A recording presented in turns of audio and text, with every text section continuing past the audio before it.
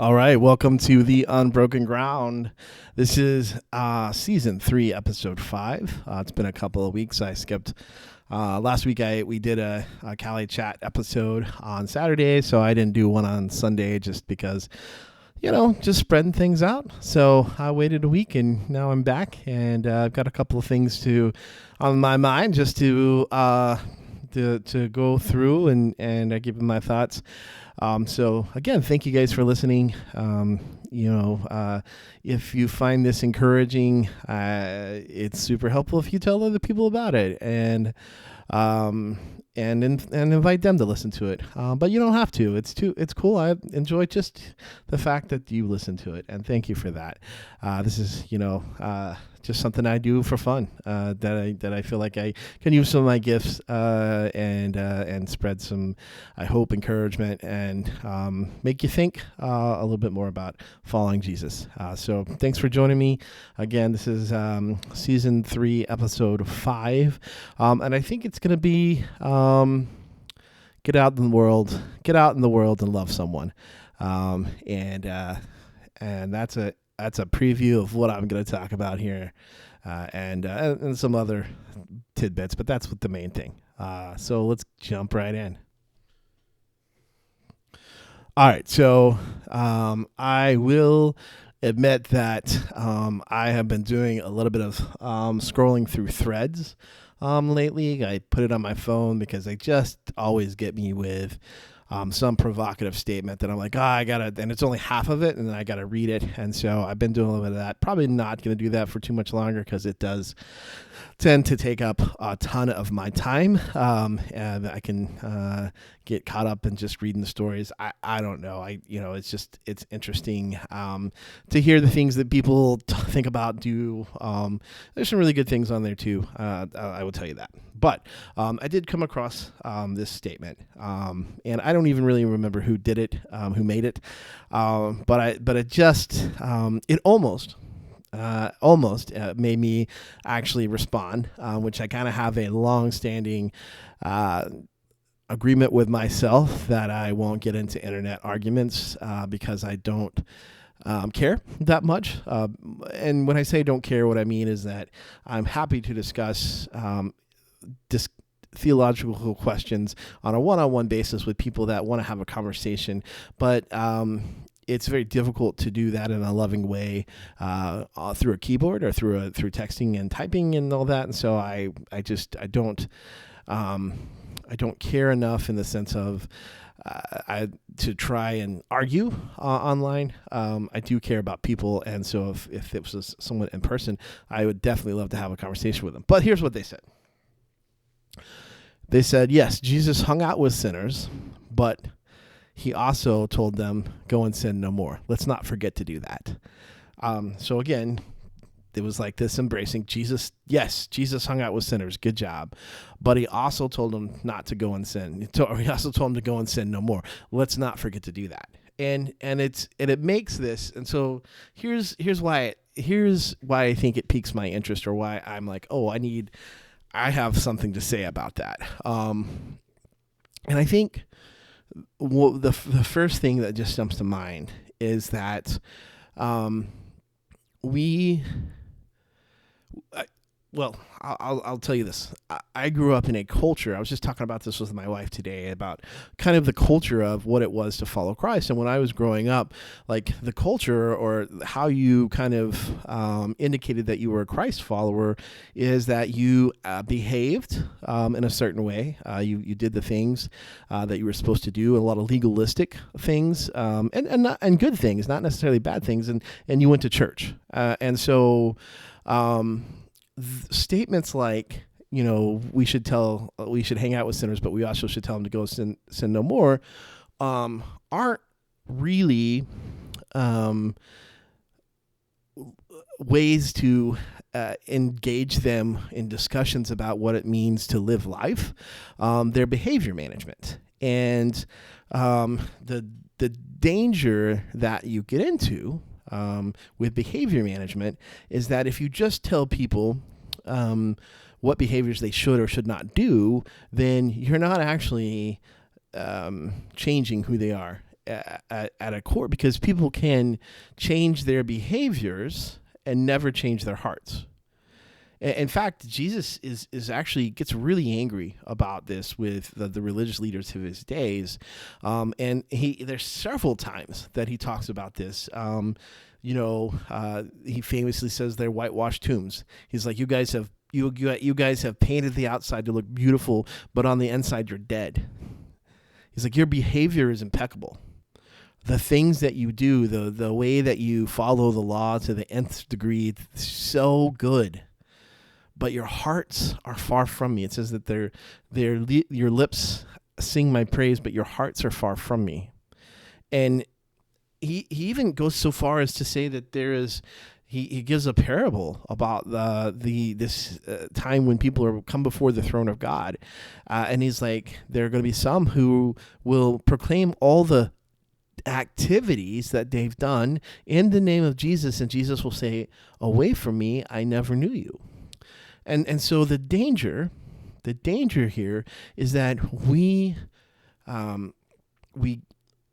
we put the behavior modification in front of the relation to Jesus, the relationship to God, the relationship to that gets that new birth, that new creation that happens, what we create then is the ability for people to behave without ever having to change their hearts. And here's the thing.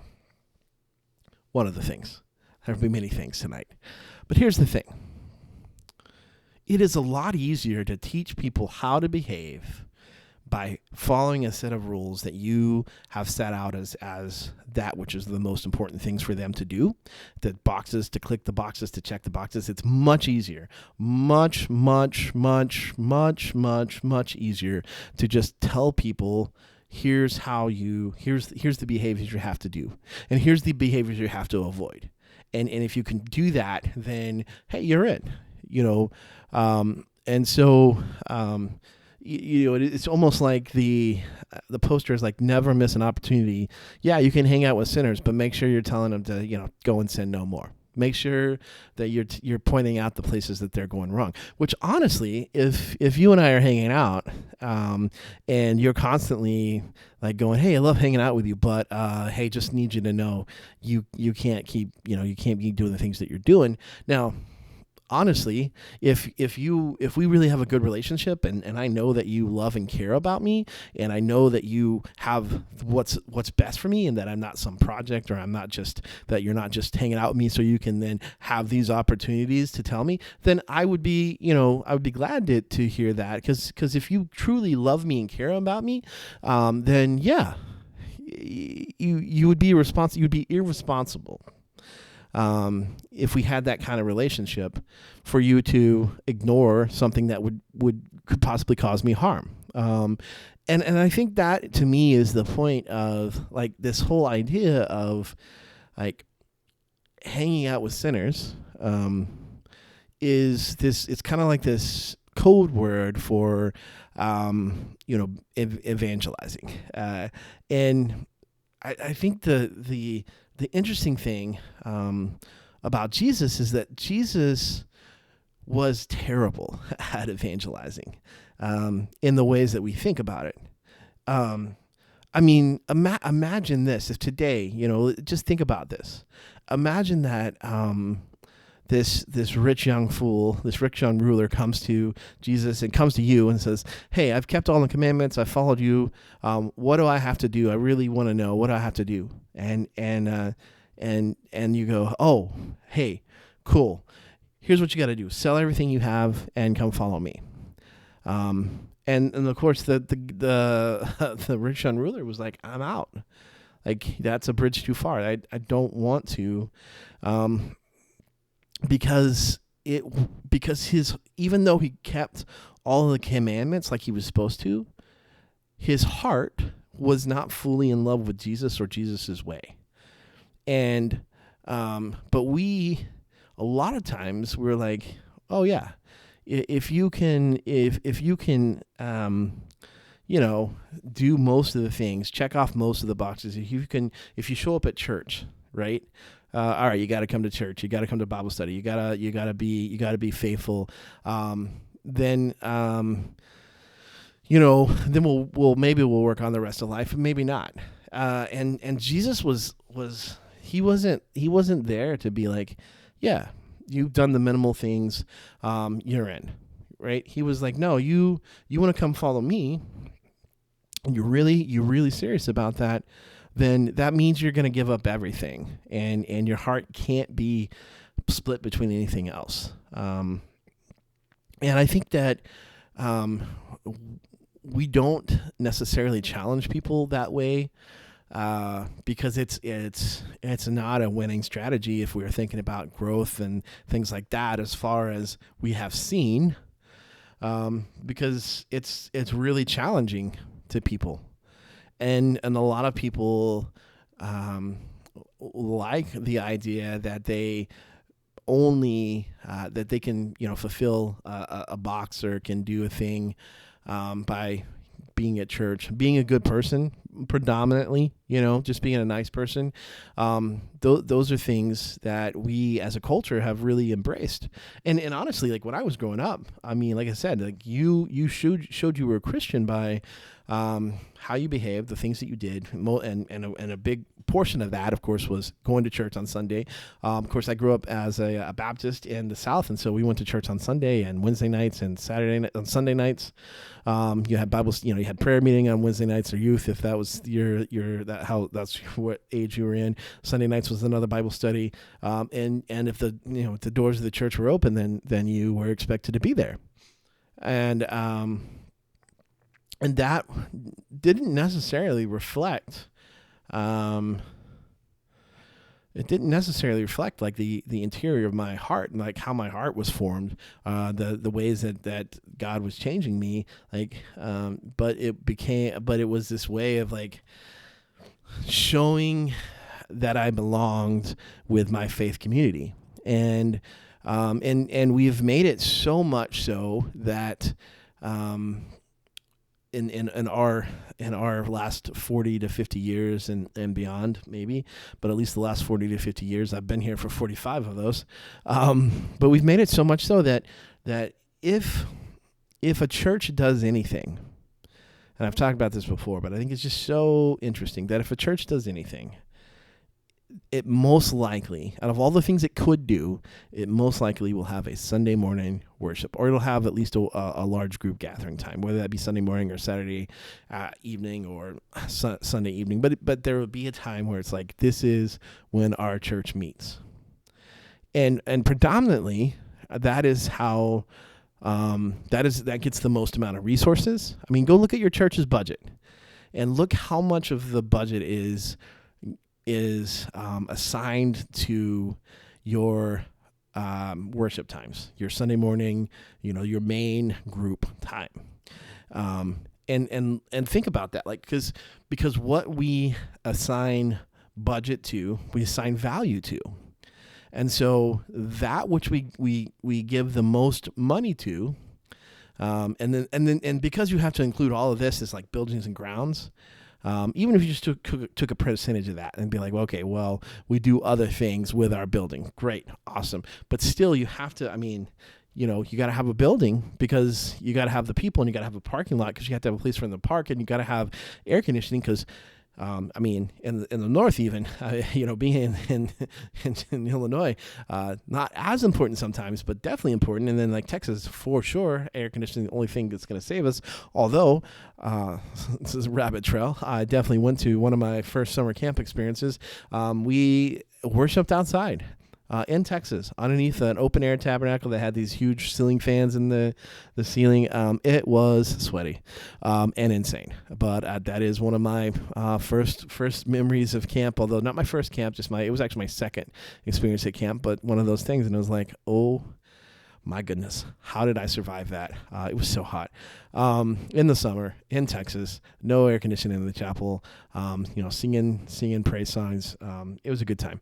But, we, like, again, sorry, rabbit trail, but look at it. Look at where we put our focus, how much time, how much energy, how much of our mental and spiritual capacity is focused on getting people to Sunday morning church, getting the experience they have there, and connecting with them through that. In most churches, I would hazard a guess, in most churches, because it's the most visible public thing that they do, it's over 50%, and maybe 60%. It goes towards a production on Sunday morning.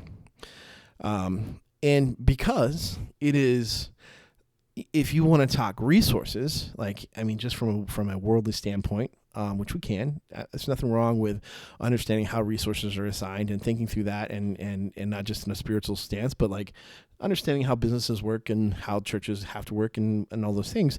Like you get the most impact of your resources by having this large group on Sunday mornings, because that's when the most number of people show up. But I would argue that it is one of the least life-changing, and I want to be careful when I say this, because I don't want to say it's not meaningful, because I love it and I want, but per life change per dollar, if that could even be a metric, it's probably one of the worst, because it is, because it has to be geared, in today's day and age, what we gear it towards, we gear it not towards, it has to be very much like a shotgun approach, because there's so many varied people in the church, and you're trying to connect to as many levels as you can, because that's where they're at. And so it's no wonder that when we think about, okay, what does it mean to be a follower of Jesus, that one of the things we think about is, do you come to Sunday morning church, whatever that, or Sunday night, or whatever that might look to, but the big gathering, are you there? Do you participate? And this is not an attack on that. And again, I already said I love it, and I think you should go, and I think you should participate in one. But I do think that it is part of, if we don't push deeper and harder, it is part of a system of behavior management, which says, if you show up at church, good job, check that box. Whether we mean to or not, we're like, oh, well, nobody's really saying that. Nobody's blatantly going, hey, come to church. You've done it. But think about all the what is the thing that, if you're going, somebody is, somebody is maybe they don't go to church, or they don't know who Jesus is. What is the thing you do? You say, hey, why don't you come to me with church? And the interesting thing that I think about that is that it's like outsourcing evangelism or discipleship or followership to the experts, almost like, oh, let me get you to church, and then you can listen to things, and then but Jesus doesn't say that, right? And you're like, oh, that's Jesus. Okay, but we are to live to be like Jesus. And so the interesting thing is, what Jesus says is, like, if somebody comes to them and says, I want to be more like you, he doesn't say, hey, come to synagogue with me. Hey, come to Saturday services with me. He says, come follow me. And let's do life together. It's really what he's saying. He's like, okay, let's do life together. And how much different would it be if we said that to somebody who was like, I don't know about this whole Jesus thing. And he said, that's a great question. You know what? Let's do life together. Do you want to learn more? And then, we wouldn't have to be like, hey, don't forget. Yeah, Jesus hung out with sinners, but he also told them, go sin no more.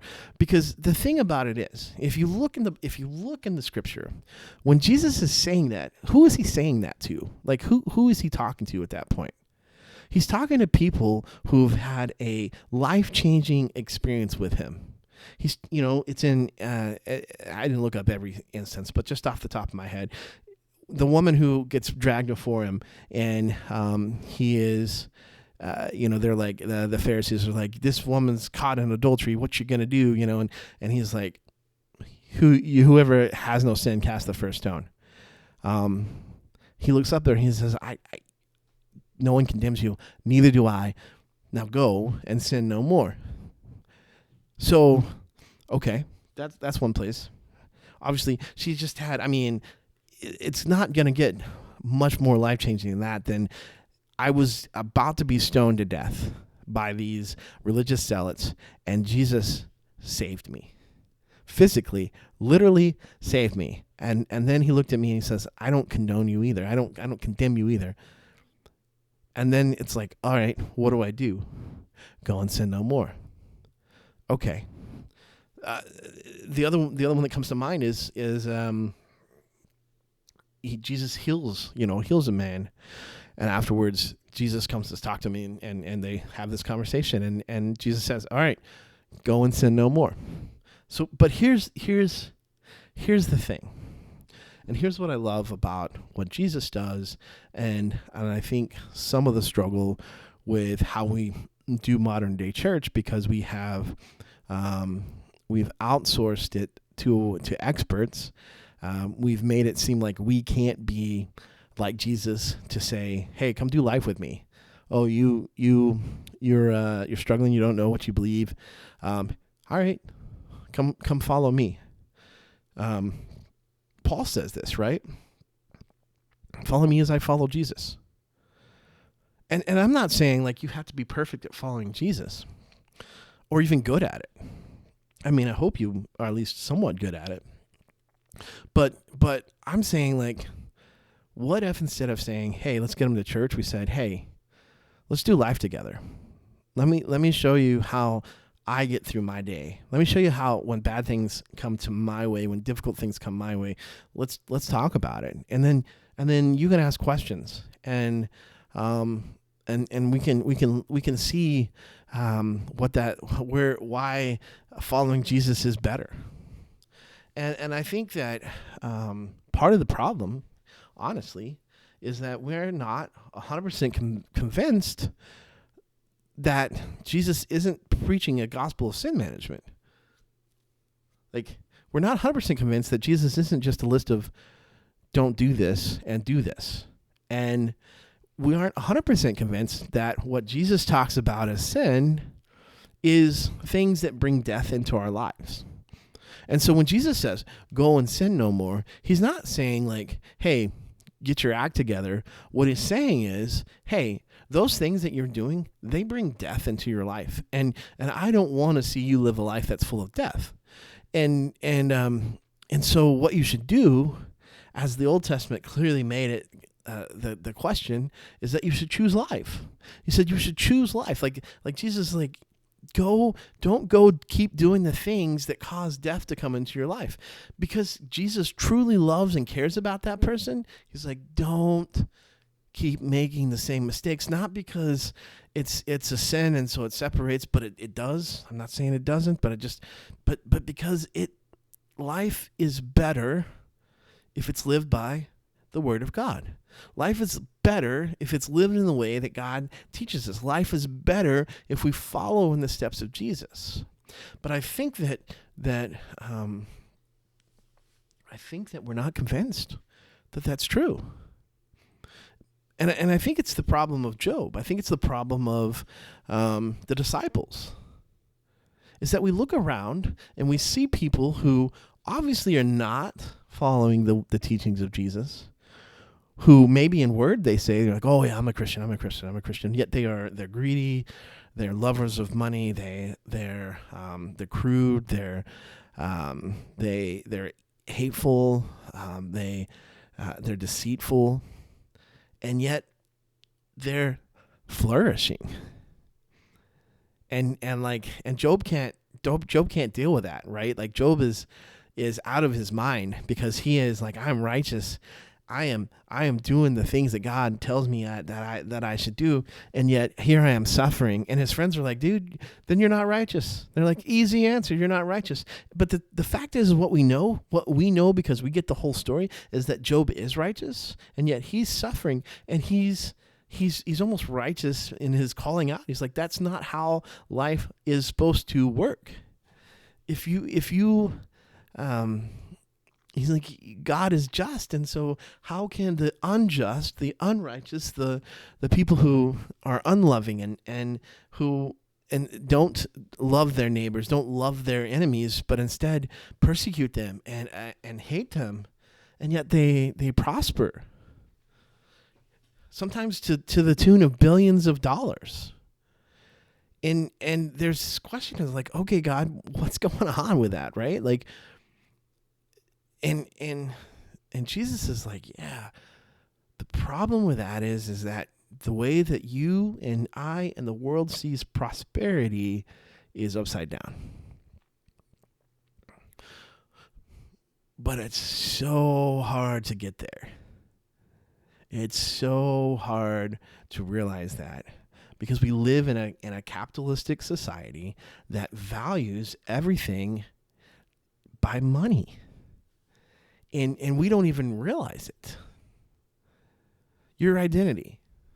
When you meet somebody new, what's the first thing that generally somebody says to you? Oh, hey, what do you do for work?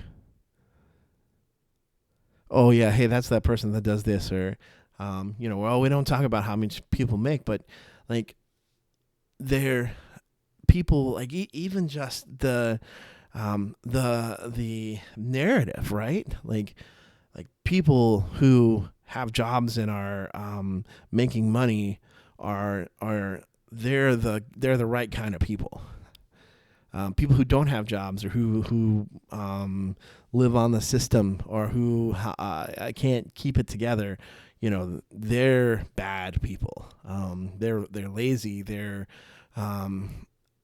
not godly, and it's like, but when in the Bible, when did it become a thing where it's like, all right, who's best at keeping a steady job? Who's best at making more money this year than last year? Who's best at starting businesses? And the fact is, it's that Jesus doesn't have that kind of scale. There's nothing wrong with all those things. As long as you are seeking heaven, the kingdom of heaven first, and what all that means. And I'm still trying to unpack that in my life. Like, what does it mean? How does that look like day-to-day basis in a physical way to what it means to seek the kingdom of heaven first? So there's nothing wrong with those things. But it just becomes very difficult when our value is, when we look at the value and we're like, all right, how do we assign value in our culture? And it's like, it's money, it's wealth, it's status. And Jesus just doesn't play that. Jesus doesn't walk that way. And so we have to be careful, because we live in the culture we live in. We are shaped by the culture we live in.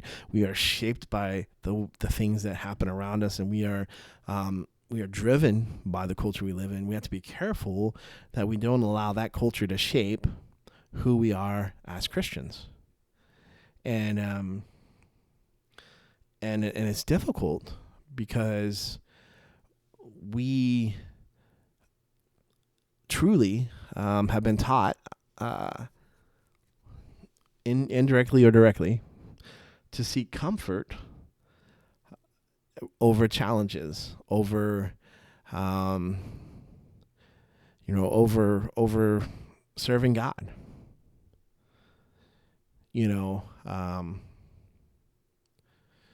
It's a difficult thing. So I think, sorry, that was way off. But let me circle back around. So when we abdicate our responsibility to disciple others, to invite them into life and do life with them. And make it about, let me see if I can get you to come to church. If I can just get you to church, if I can just listen, if you'll just listen to the sermon, if you'll just listen to this song, if you'll just catch the emotion of the excitement of being at church, then I've done my job. And you can almost just, it's almost like bringing a rescue and, from the outside and handing it over to the experts. Like, here you go. I brought you this lost one. You guys go. And instead,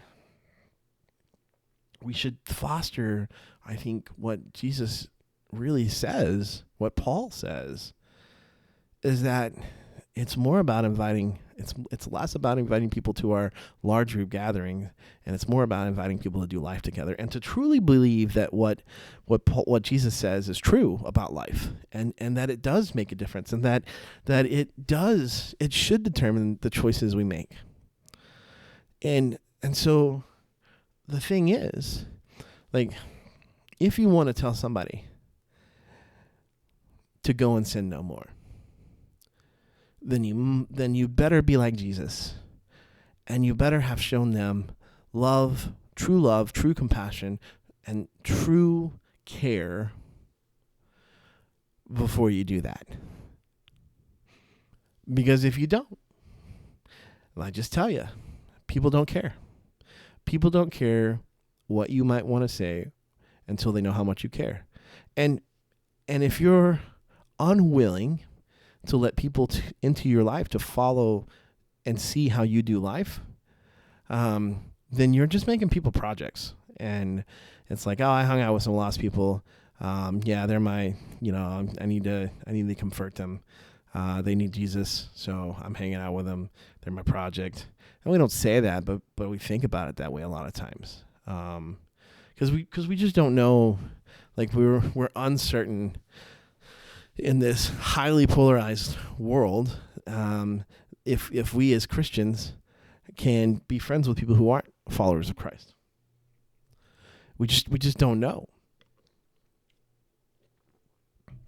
When I was about 23, when I was 23, I was an intern for the Baptist Student Ministries in Texas, in San Angelo State in Texas. And at that time, the big fad was talking through this idea of seeker-sensitive churches or seeker-sensitive Bible studies, and the idea was that you could create a safer space through a small group Bible study for people who maybe had questions. What could be overwhelming for them to come to your big group celebration or to a regular Bible study. They're not sure where they're at. They're kind of seeking things, and I can remember sitting at a table. I was, again, out of college, but I was sitting around and sitting with these college students in Bryan College Station, Texas A&M.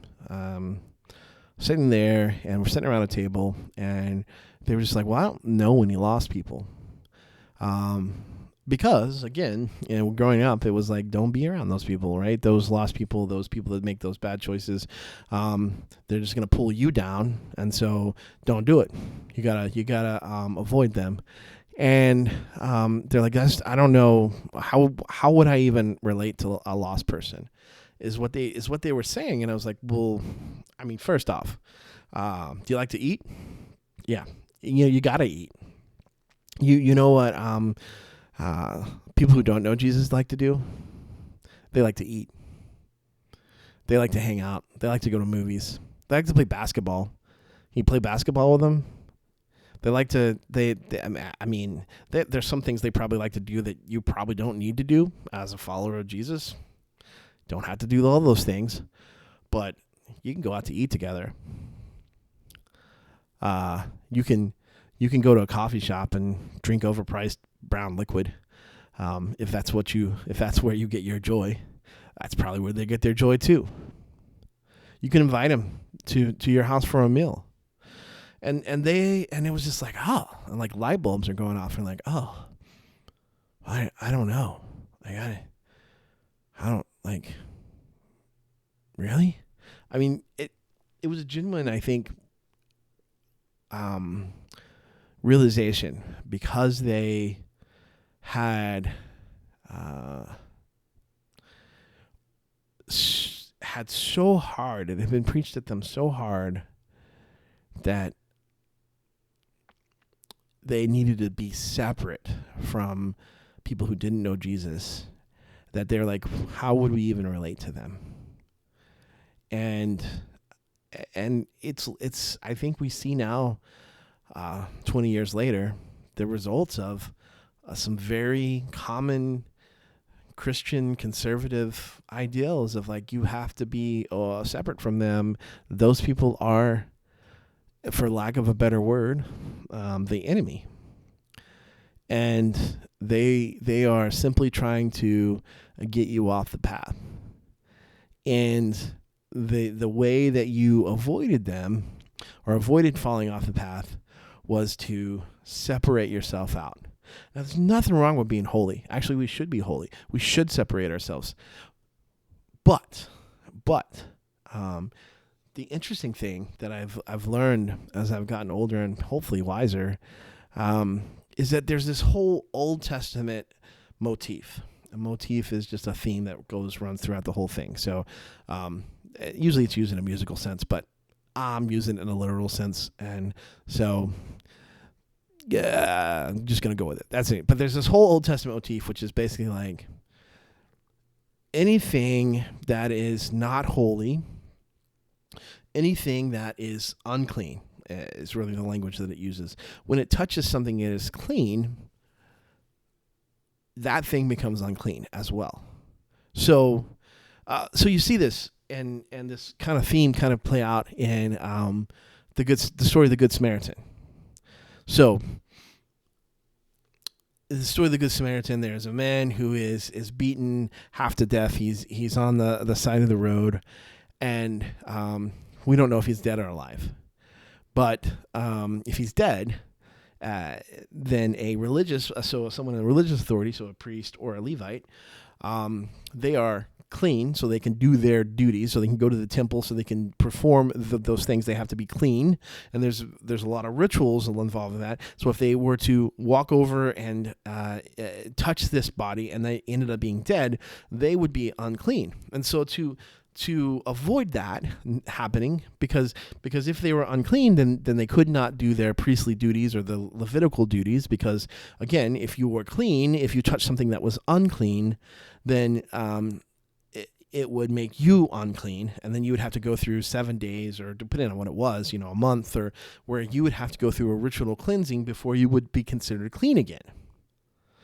And so the idea was as that if you were unclean, so and this hey, it's in the Old Testament. You want to look it up, you can. This is why you go to the bathroom outside the camp. You don't poop in the camp. You go outside the camp because that's unclean activity. You go outside and then you come back in. Okay? Separation. If you're unclean, you stay out. Then when you're clean, you can come back in. But it takes time, and it takes sacrifice. It takes ritual. And so you have this whole thing that if something is clean and it's touched by something unclean, then the property of uncleanliness gets put onto the clean. And so when we think about this in modern terms, we kind of do the same kind of thing. It's like, hey, if you're a Christian, then be careful who you fellowship with, because if you fellowship with lost people, they could drag you down. Yeah, it's possible. They could hurt your walk because they're unclean and you're clean, and the unclean always makes the clean unclean, except when you're walking with Jesus. So there's this whole story, right? Jesus is in a crowd of people, and all of a sudden he stops, and he's like, "Who touched me?" And his disciples are like, Jesus, you're tripping, man. We're surrounded. Everybody's touching you. He's like, no, power went out from me. Who touched me? And you were, if you know the story, you know that it was an unclean woman. It was an unclean woman who had been bleeding for many, many years. She was unclean. She'd gone to all the doctors. She had no more hope. And she was just like, if I could just touch the hem, if I could just touch the barest part, because I don't want to make Jesus unclean, but if I could just touch just a little bit of him, I know he'd heal me. I know he'd make me clean. And she touched just the hem, just the edge of his robe. And she was healed. And Jesus stopped. And Jesus stopped not just because he knew power had gone out from him, not just because he, not only did he know that she needed healing from the actual physical thing that was going on with her that was causing her to be unclean, but she also needed to be declared clean in the eyes of the people. And he said, who touched me? And the woman came up and said, I'm sorry, sir. And he said, you've been made clean. See, when Jesus touched the things that were unclean, he made them clean. See, in the Old Testament, unclean things touch holy things. Now they're unholy. They're unclean. But Jesus, the Holy Spirit, his power, he makes things new. He tells that to his followers, right? He's like, you're the light of the world. You drive out the darkness. Because you're the salt. You preserve, you clean, you heal. And he's like, who lights a lamp and puts it under a bowl? Who lights a lamp and then hides its light?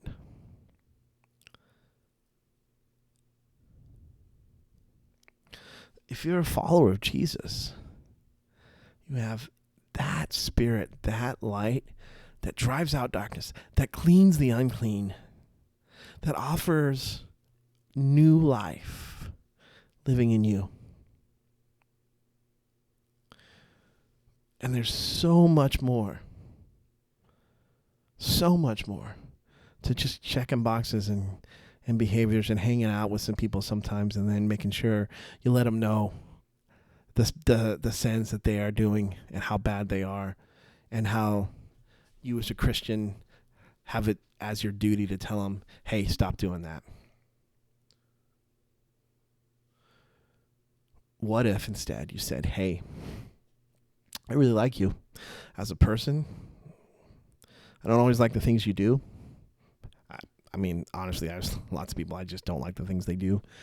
But instead say, but I know that I have found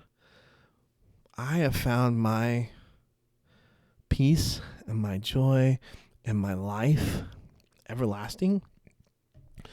Do you want to know more about that? Would you want to see how I do life?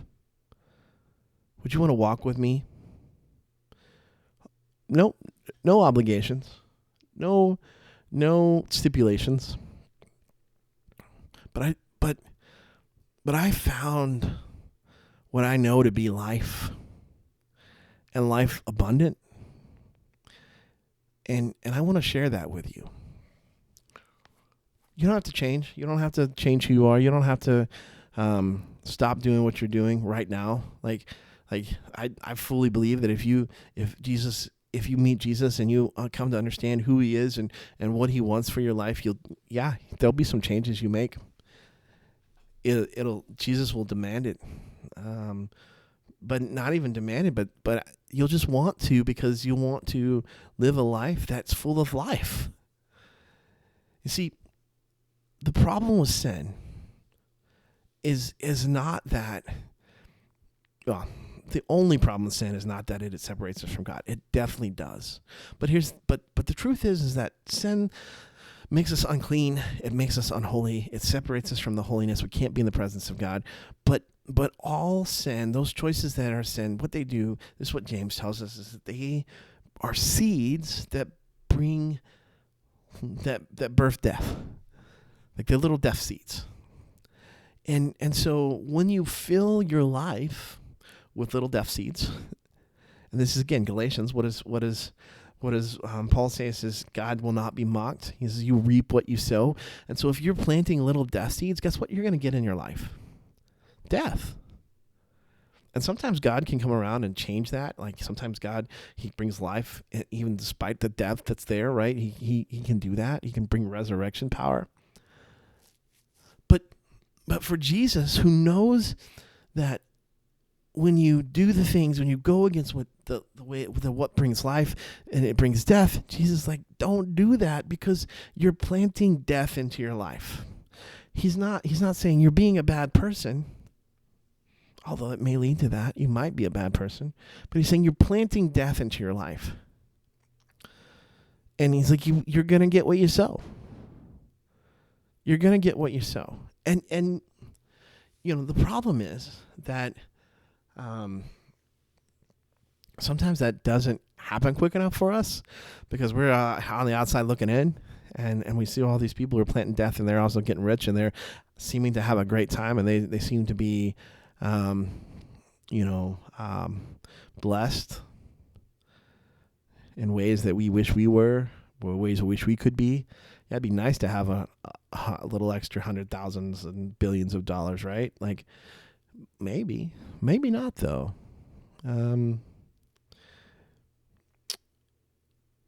But the fact is that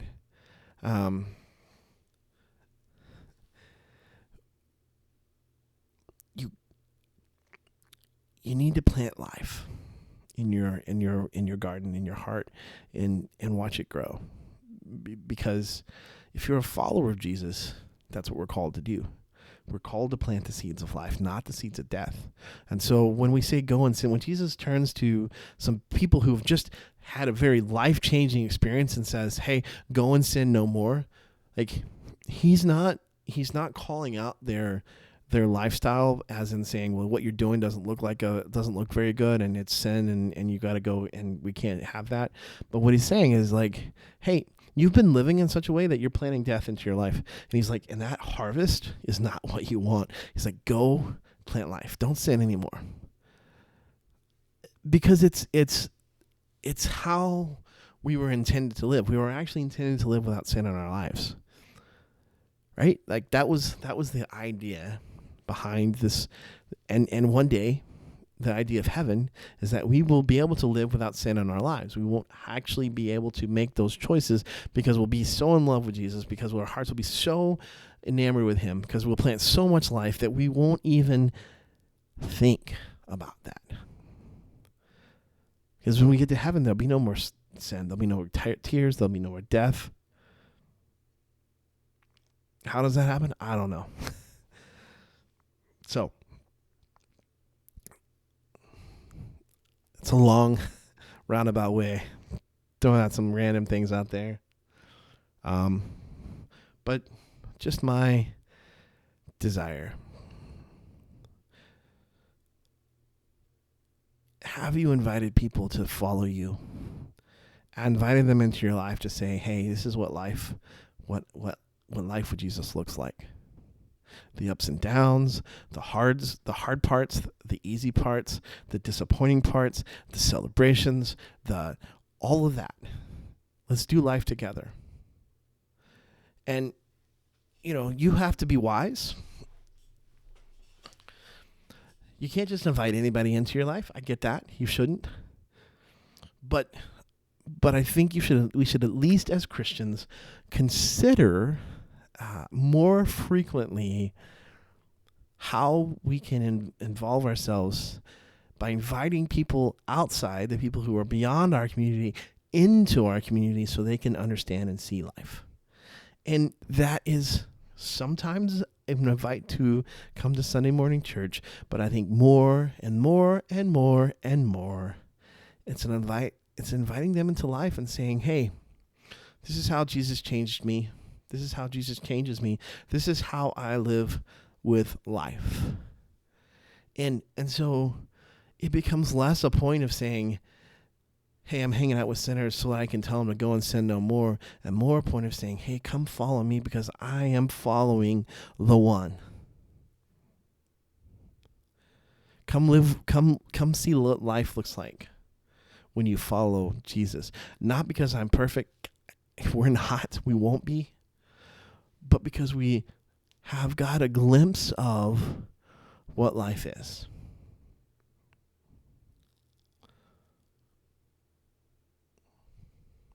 Again, this is not a hit piece on Sunday morning worship or going to Sunday morning worship or the fact that churches spend so much money on that.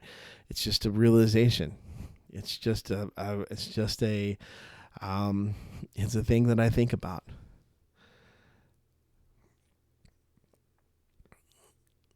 It's a thing I wonder about. If we give an accounting to God and we're like, God, you gave us all this money and we put on the best Sunday morning service every Sunday. We made it a real banger.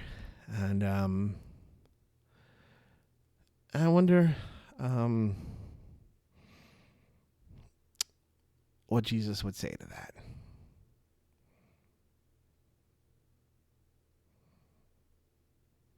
I actually don't know. I mean, if you want an honest answer, which I hope most of you do, is I don't know. Would he say, well done, good and faithful servants, way to use those resources in that way? Very possibly so.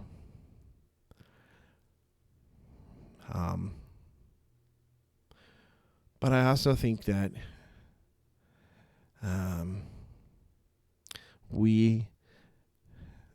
there's a lot of people around. I see it a couple times a month, I think. But there's a lot of people with this idea that there's revival, on the air, and a lot of times those revivals are in the past they've been pinpointed and been like, oh, look at these people, they gathered and had worship for days on end, which is like cool. And honestly, I mean, legitimately, it's like cool. That's awesome that there are people who are like, yeah, we couldn't stop worshiping. But I wonder if there's a quieter revival that needs to happen. Not one that it's like, yeah, we started worshiping, but instead people who rose up to say, hey, I'm following Jesus with my life. Would you want to walk with me? Hey, it looks like you're struggling through a lot of things. Do you know what it means to follow Jesus? Would you like to walk with me? I'm just doing my best. I'm just doing my best to follow Jesus, and I don't get it right all the time, but I do know who Jesus is, and I know who God is, and would you like to see what that looks like in life? Could we eat dinner together? Could we go to movies together? Could we, spend time, let you come to my home, let you see what I do for life, let you, do all the things. Let's go play basketball together. Let's do all those things. And if you want to talk about, you want to ask questions about whether you should do certain things or why I don't do certain things, let's do that. Let's be upfront and honest together. Let's talk about what it is to serve and to walk together, what it means to follow Jesus. And I think that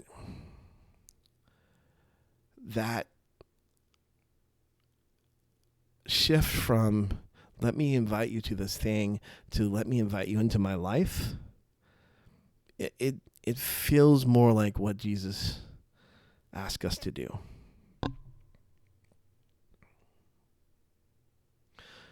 I think.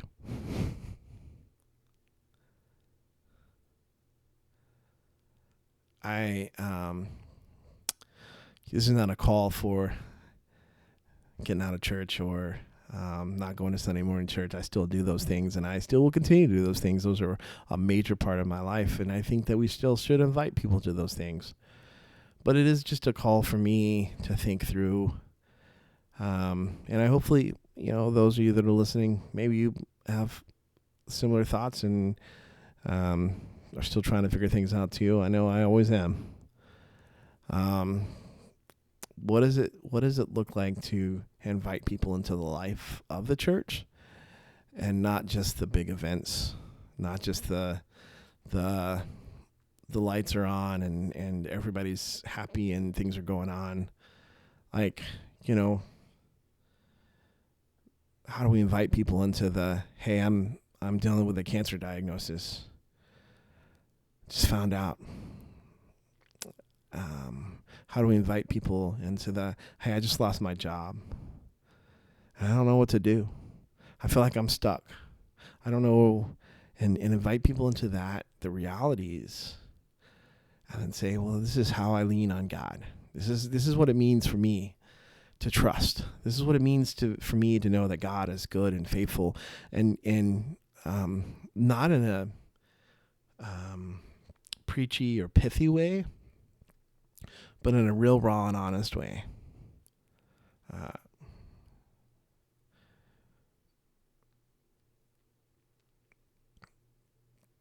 I think, part of it would be that I'm just afraid that I won't live up to the ideals. That someone would catch me slipping because we're still sinners. And what if that just drove us a stake into the heart of following Jesus? And it's like, I don't know. I think Jesus is bigger than that. And I think it's important to remember that Jesus is the one that when his spirit, when his power touches, the unclean things become clean.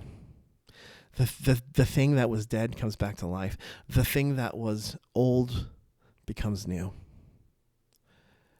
So how do we do that? How do we invite people into our lives? That's a great question. I don't even have an answer for that. But I think it starts with a reevaluation of the idea of like, oh, I hang out with sinners, and rather it becomes I do life with people, and some of those people don't know Jesus yet,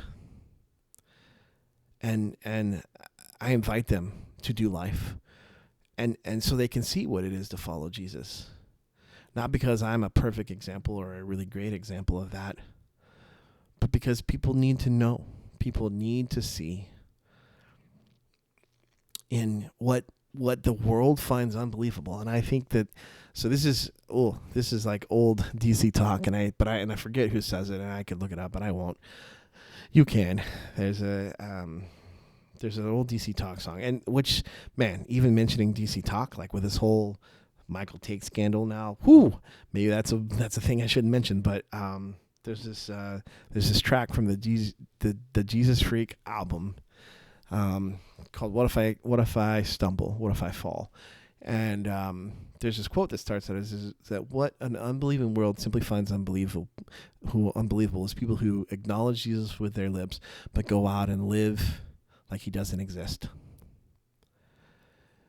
And if you're living your life by acknowledging him on Sunday mornings, but you're living a life that looks like he doesn't exist, then you need to do some serious work.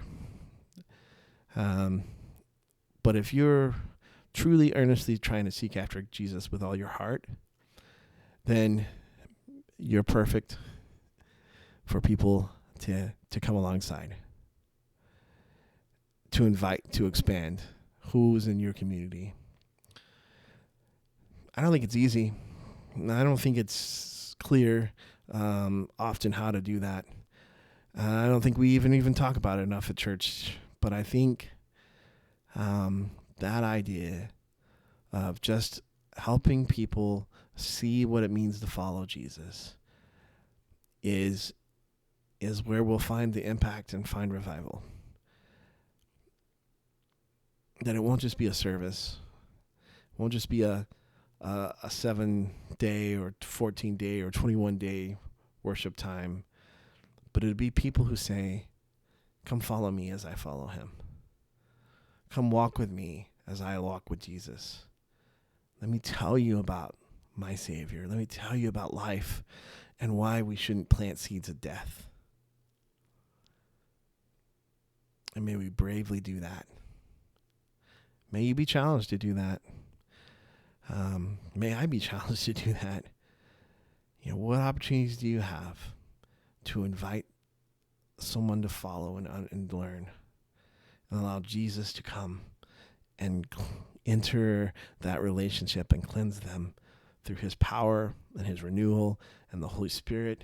I mean, you know, it's you don't have to do any of that. Like you don't the genius of inviting Jesus in and inviting people to come see and be is that Jesus, the Holy Spirit, is the one who does all that. It's the one that says, go and sin no more. But he says it after they know how deeply, how much he loves them. So that would be my rebuttal. If I was going to argue somebody on the internet about hanging out with sinners and then not forgetting to tell them to go sin no more, is invite them to follow and walk with you and to see what Jesus does. And if you find yourself needing to be in the seat of the judger and the judge, remember that's not your place. That is the Holy Spirit who convicts and changes and actually gets to the heart. And it's Jesus who allows that Spirit to come. Well, thank you guys for another listening time. As always, you can send a message to theunbrokenground@gmail.com, or you can find me on Facebook, /The Unbroken Ground. Send a message there if you have questions or comments or want to just say nice things, or even don't say bad things. I don't want to know. But nice things, sure. But yeah, thank you guys for listening. I hope you've been challenged and encouraged. And if you've got ways that you're inviting people to do life with you, let me know. I'd love to hear. Hope you guys have a blessed week.